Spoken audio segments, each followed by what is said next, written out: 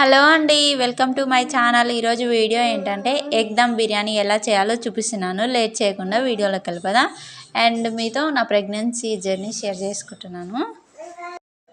నేనైతే కన్సీవ్ అవ్వకముందు ఎప్పుడైనా ఊరికి వెళ్ళినా, ఏదైనా ఫంక్షన్స్కి వెళ్ళినా, ఎక్కడికి వెళ్ళినా సరే ఏమన్నా విశేషం ఉందా, ఇంకెప్పుడు చెప్తారు, 1 ఇయర్ అవుతుంది, 2 ఇయర్స్ అవుతుంది, 6 మంత్స్ అయింది, ఇంకా చెప్పారా, లేట్ అయితే అందదు ప్రెగ్నెన్సీ, ఇట్లనే అసలు చాలామంది అనేవారు.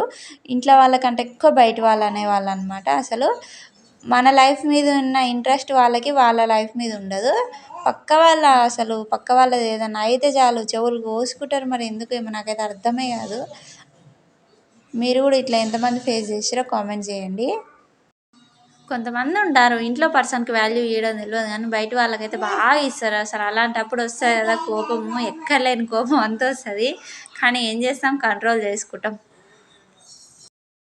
కొంతమంది అయితే అసలు భలే మాట్లాడతారు. ఏం మాట్లాడతారేమో అసలు 1 మినిట్కి వాయిస్ ఓవర్ ఇద్దామంటే కూడా ఏమి ఇవ్వాలి కూడా అర్థం కావట్లేదు. నా బ్యాచ్ ఎవరైనా ఉన్నారో కామెంట్ చేయండి. అసలు ఏం చెప్పాలి కూడా అర్థం కావట్లేదు నాకైతే. వాయిస్ ఎట్లా వస్తుందో ఏందో. నిజంగా మనం మాట్లాడే ఈ వాయిస్ ఓవర్ కంటే నార్మల్ వాయిసే బెటర్గా వస్తుంది కదా. చాలామందికి అట్లే ఉంటుంది.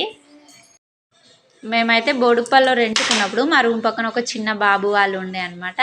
సో ఆ బాబుని ఎత్తుకున్నప్పుడు నేనైతే ఊరికి అనుకునేది, అసలు నాకెప్పుడు పుడతారు ఇలాంటి బాబో పాపనో, నేను ఎప్పుడు ఎత్తుకుంటా, అసలు ఎత్తుకుంటున్నా ఈ జన్మలను ఊకే ఏడ్చేదాన్ని, బాధపడేదాన్ని.